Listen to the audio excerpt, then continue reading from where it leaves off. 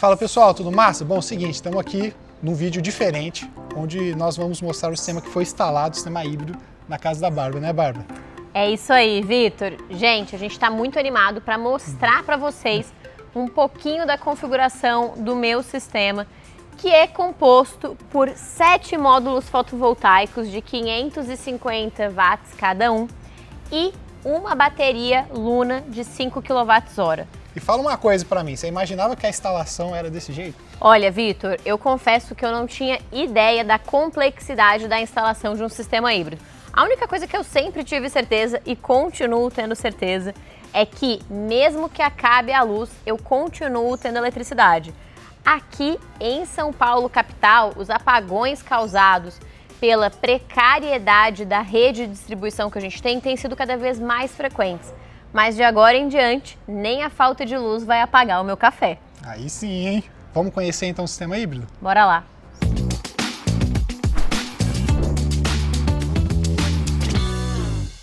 Então pessoal, esse daqui é o sistema híbrido da Bárbara. Ele é composto por um inversor da WEG de 3 kW e também uma bateria. Essa bateria aqui é uma bateria de 5 kWh.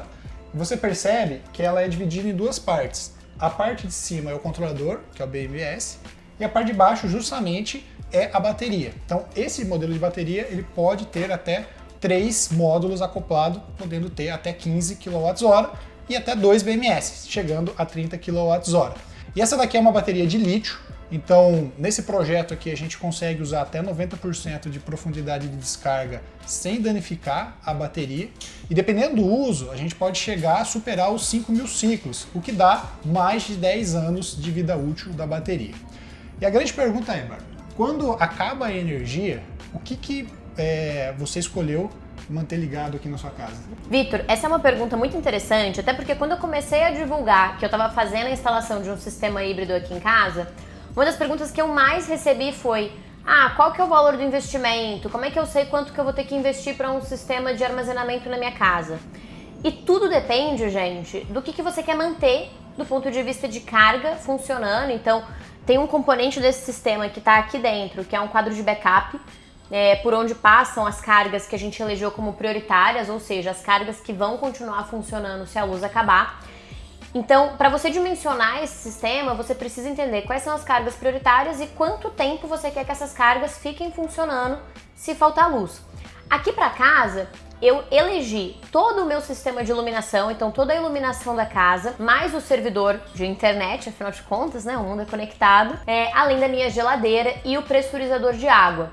Porque no último apagão que a gente teve aqui em São Paulo, eu fiquei 83 horas sem energia, gente, assim, um tempo absurdo sem luz. E uma das coisas que mais me impactou foi que depois das primeiras 5 horas sem luz, como eu moro, numa casa térrea, eu já não tinha mais água, exatamente por causa que o pressurizador não funcionava. Então, priorizar realmente a garantia do abastecimento de água foi um dos pontos importantes. E aí, com esse sistema que vocês estão vendo aqui, a gente consegue alimentar todas essas cargas que eu citei para vocês por cerca de 14 horas. Então, são 14 horas de autonomia. O que, em situações normais de temperatura e pressão, é mais do que suficiente, né? Assim, se a gente pega a média diária de interrupções de fornecimento de energia elétrica que a gente não fica em eventos de 83 horas sem luz, como a gente viu por aí. Mas eu já vou deixar um spoiler para vocês que eu pretendo sim ampliar o meu sistema até para poder conectar outras cargas da casa com uma autonomia também maior para o futuro. Exatamente, pessoal. Quando a gente vai conectar a carga, só complementando o que a Bárbara falou agora, você tem que olhar dois fatores. A potência do seu inversor, que é a quantidade de carga, de potência mesmo que você vai ligar, para que eu consiga extrair a corrente da minha bateria, que é de corrente contínua, para transformar em corrente alternada. Então quem faz isso é o inversor, que transforma a corrente contínua em corrente alternada. E o que vai determinar a quantidade de tempo que as cargas vão continuar sendo alimentadas é justamente o tamanho da minha bateria. Então esses são os dois fatores que você tem que olhar quando você for dimensionar um sistema fotovoltaico, pensando nos sistemas com armazenamento para o seu cliente. Exatamente. E aí, Vitor, só para você comentou um ponto super importante. Gente, esse cachorro aqui é o Lume, tá? Ele é o meu mascote. Ele é bem enxerido, como vocês estão vendo. Um ponto super importante é que eu comentei que eu quero ampliar o meu sistema de armazenamento no futuro. Então, esse controlador, como o Vitor comentou, ele comporta até mais 2 módulos de bateria. Só que para eu conseguir de fato fazer o melhor uso de uma expansão do meu sistema de armazenamento, eu vou ter que trocar o meu inversor. Exatamente por causa dessa limitação referente à potência do inversor que o Vitor comentou com vocês. Exatamente. Aqui a gente consegue gerenciar até 3 kW. Então, se ela quisesse ligar, por exemplo, um chuveiro, que já tem ali em torno de 7 kW, ela precisaria colocar um inversor de pelo menos 8 kW, ou mais, né? Então, é uma coisa que, na etapa do dimensionamento, a gente faz isso. Levanta a quantidade de cargas que a gente precisa ligar e também a gente determina a autonomia do nosso sistema. E aí vai determinar a potência do inversor e a quantidade de baterias que a gente tem que instalar para suprir a necessidade daquele cliente. E tem um outro ponto, Vitor, super importante da gente comentar, porque impacta muito também nessa questão da autonomia que eu comentei. Essa autonomia de 14 horas que eu trouxe para vocês é uma autonomia considerando que eu fico completamente sem luz e sem como alimentar minha bateria. No meu caso, a gente teria até uma autonomia um pouco maior do que essa, porque eu tenho um sistema fotovoltaico instalado, conforme eu mencionei para vocês. E o meu sistema, ele está configurado para que, num evento de falta de energia, durante o dia, a eletricidade que está sendo gerada nele vai ser usada para carregar também a bateria, além da carga que eu estou usando aqui na casa. Uma coisa importante que a gente tem que comentar aqui também é que esse sistema fotovoltaico já estava instalado, mesmo sendo um inversor híbrido, porém ele estava funcionando como um inversor on-grid. E Bárbara, quando você instalou, você já pensou em futuramente colocar as baterias nesse tipo de sistema? Você preparou a sua instalação para isso? Não preparei, Vitor. E assim, gente, acho que esse foi um dos maiores erros que eu cometi, inclusive para você que é um consumidor que pensa, seja hoje, seja no futuro, em colocar um sistema de armazenamento. A dica que eu vou te dar é, se você estiver reformando a sua casa, o seu imóvel, o seu estabelecimento, qualquer coisa, aproveita o momento da reforma para já pensar nas cargas que você quer atender, mesmo que instalar uma bateria possa te parecer um sonho distante. E já quero te dizer também, gente, que com a queda de preço dos sistemas de bateria que a gente tem visto, esse sonho não está mais distante assim, tá?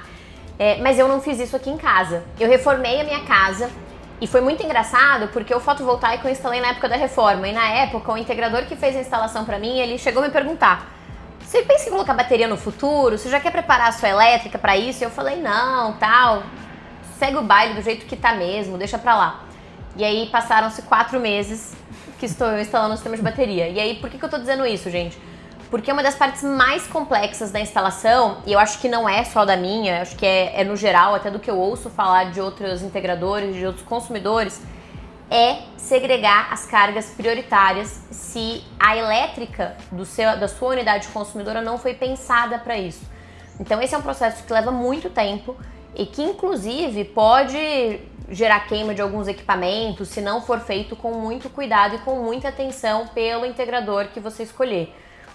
Então, de novo, se você pensa em um dia ter uma bateria e você vai passar por alguma reforma, já faz a segregação de cargas, porque no momento de reforma isso é super fácil, né? Exatamente, pessoal. Bom, tem muita coisa que a gente pode falar sobre esse sistema, desde a parte de dimensionamento, homologação, instalação, os detalhes da instalação, como a segregação de carga, assim que a Bárbara colocou. Eu quero deixar para você, para esse vídeo não ficar muito longo, falar aqui nos comentários o que você quer saber sobre esse sistema.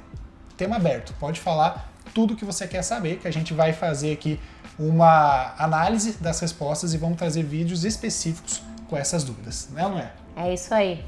Até a próxima, gente. Valeu, pessoal. Até mais.